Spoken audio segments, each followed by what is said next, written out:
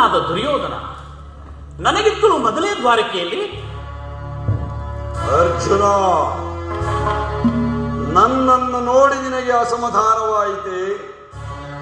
ನೀನು ದ್ವಾರಕೆಗೆ ಹೊರಟೆ ಎಂದು ಕೇಳಿ ತಿಳಿದ ಬಳಿಕವೇ ನಾನು ಹೊರಟದ್ದು.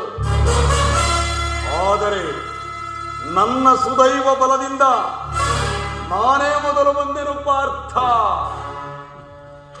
ದೈವ ಮಂದಿರಕ್ಕೂ ಗುರು ಮಂದಿರಕ್ಕೂ ಮೊದಲು ಹೋದರೇನು, ಕೊನೆಗೆ ಹೋದರೇನು? ಎಲ್ಲರಿಗೂ ಅವರವರ ಭಾವನಾನುರೂಪವಾದ ಫಲವು ದೊರೆಯುವುದಲ್ಲವೇ ಸುಲಭ?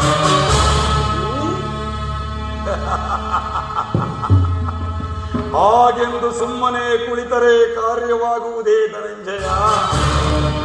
ಇಂತಹ ಸಮಯದಲ್ಲಿ 4 ಕಡೆ ತಿರುಗಿದರಲ್ಲವೇ ಹಲವು ರಾಜರುಗಳ ಸಹಾಯವು ದೊರಕುವುದು. ನಾನು ದ್ವಾರಕೆಗೆ ಬಂದದ್ದು ಈ ಮಹಿಮಾಪೂರ್ತಿಯ ಪದತಲದಲ್ಲಿ ಕುಳಿತು 4 ಹಿತನುಡಿಗಳನ್ನು ಎಲ್ಲಿ ಹೋಗಬೇಕೆಂಬ ಇಚ್ಛೆಯಿಲ್ಲ. ಸರಿ, ನೀನು ಯಾವ ಇಚ್ಛೆಯಿಂದಾದರೂ ಬಾ. ಆದರೆ ಈ ಸಾರಿ ಕೃಷ್ಣನು ನನ್ನ ಕೈಗೆ ಸಿಕ್ಕಿಬಿದ್ದಿರುವನು.